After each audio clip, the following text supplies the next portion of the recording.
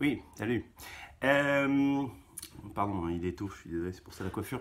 Je fais cette petite vidéo pour parler de trois livres. Enfin, là, je vais juste en parler d'un qui est en sélection au Festival d'Angoulême. Festival d'Angoulême, qui est le festival de la bande dessinée, qui a lieu fin janvier, n'est-ce pas?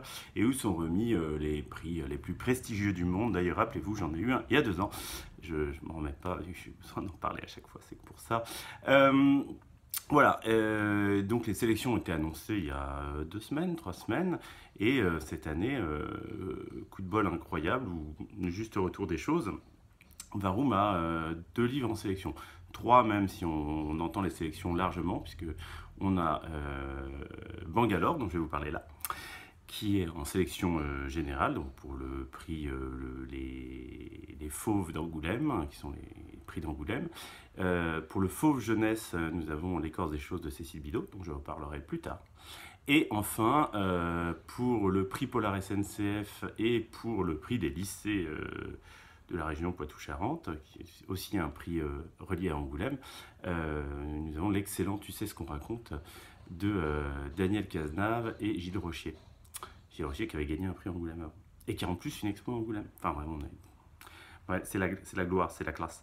Voilà, mais là, je suis là pour parler de Bangalore et de quoi il s'agit. Alors, Bangalore, pour ceux qui traînent dans les librairies BD, voilà, c'est un très très très grand, très très très bel album en noir et blanc, hein, parce que voilà, c'est dessiné en noir et blanc. Et ce sont 24 histoires. Alors, je sais plus si c'est bon. 24 histoires qui racontent 24 aspects de la ville de Bangalore. La ville de Bangalore, c'est donc une ville d'Inde, pour les gens qui sont un peu versés en géographie. Mais alors, pas du tout l'Inde. Pas du tout l'Inde sexy, pas du tout l'Inde touristique, c'est plutôt la Silicon Valley de l'Inde. Et donc du coup c'est une ville assez riche et assez foisonnante, tout en gardant certaines caractéristiques de l'Inde, c'est-à-dire une grande pauvreté, des disparités de richesse hyper choquantes, des morts dans la rue, enfin ce genre de choses. Voilà, et donc Bangalore a été écrit par Simon Lamouret. Simon est un garçon qui a vécu à Bangalore. Donc c'est pas exactement un récit de voyage, puisqu'en fait il a vraiment vécu là-bas. C'est plutôt un portrait, ouais, presque un. C'est pas un reportage non plus, parce que vraiment c'est voilà, 24 histoires qui vont donner 24 aspects qui lui l'ont marqué dans la ville de Bangalore.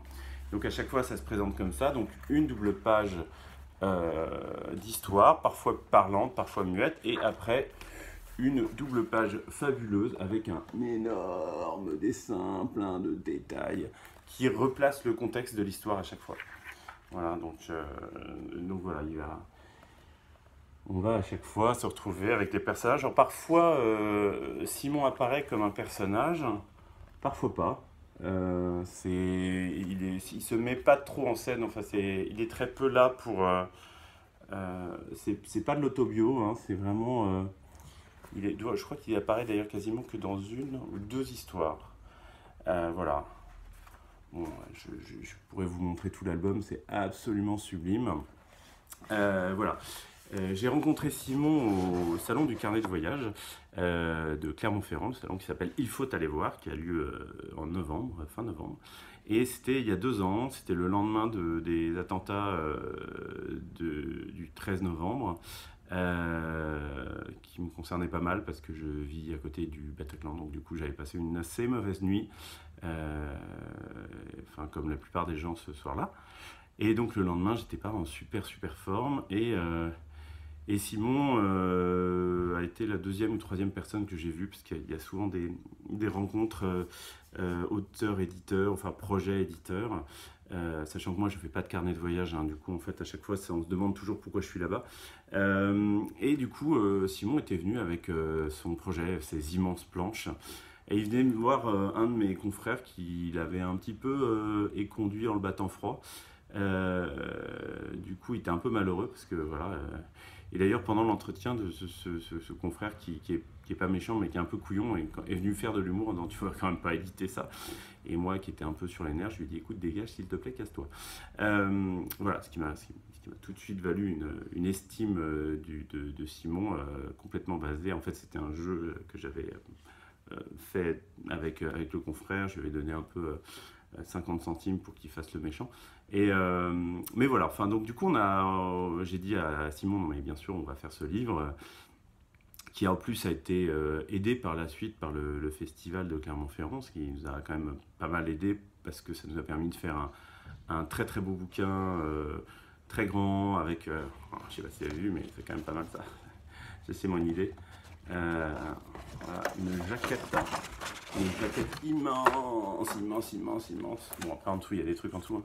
Et voilà, des choses que vous pouvez mettre dans votre salon, si par exemple, ou dans votre salle d'attente si vous êtes dentiste par exemple. Voilà, et donc c'est ça, c'était l'idée de faire un très grand, très bel objet. Je crois que Simon au départ voulait faire encore plus grand, mais il y a un moment, tu lui dis écoute, il faut que ce livre rentre dans des bibliothèques, celles des libraires et celles de tous les jours. Et du coup, voilà, on a commencé à travailler sur ce livre.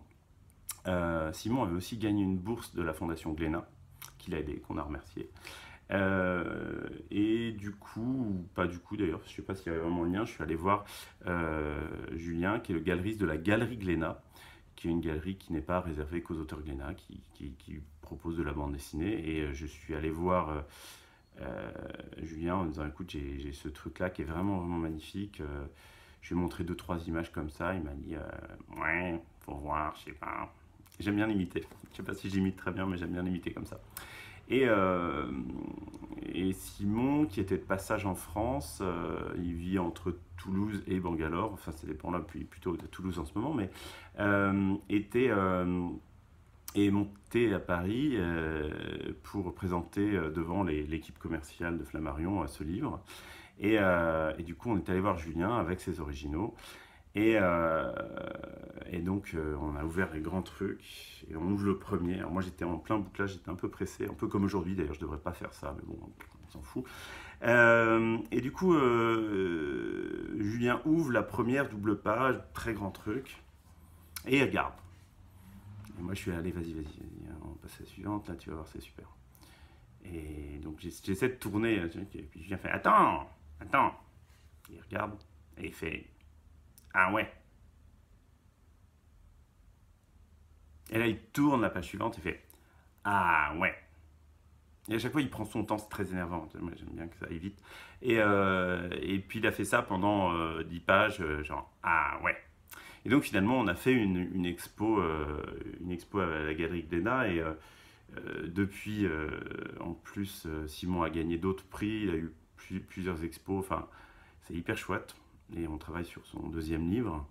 Et puis voilà, il s'est en plus avéré que Simon est un type assez super, parce que voilà, le talent ne va pas forcément avec l'amitié. Enfin, on est un partenaire éditorial entre auteur et éditeur, mais quand en plus ça se double d'une amitié, c'est vraiment cool.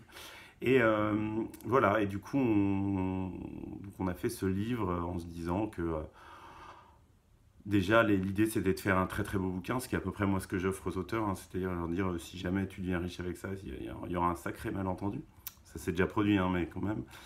Mais au moins on aura fait un beau bouquin.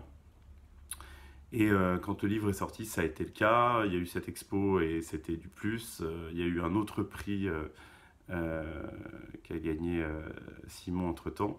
Et puis voilà, là on est en sélection officielle. Bon, alors en plus, la sélection de cette année est vraiment très très belle.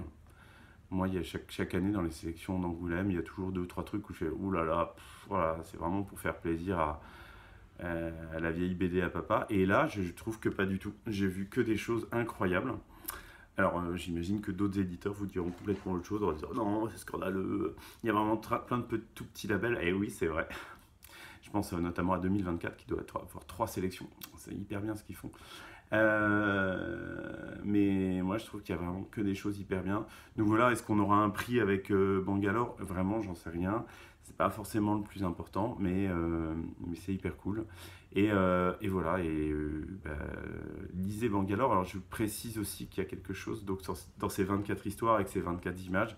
C'est suivi à la fin de textes pour aller un peu plus loin. Parce que les histoires sont parlantes, mais Simon a rajouté de la matière en fait pour les gens qui auraient envie d'aller un petit peu plus loin. Voilà, j'espère que cette vidéo de Vendry, youtubeur dans son salon, vous aura un petit peu intéressé, que vous aurez envie de découvrir ce livre qui est vraiment très très très très très beau, d'autant qu'il ne doit plus nous rester beaucoup du tirage actuel. Donc voilà, allez-y, achetez-en plein, et puis peut-être on va gagner, peut-être pas, c'est pas très grave. Et donc prochaine vidéo, je vais vous parler de L'écorce des choses de Cécile Bidot, qui est très très beau. Et de Tu sais ce qu'on raconte, de Rochier et Casdave. Alors je dis ça comme ça, je suis obligé de les faire. Salut!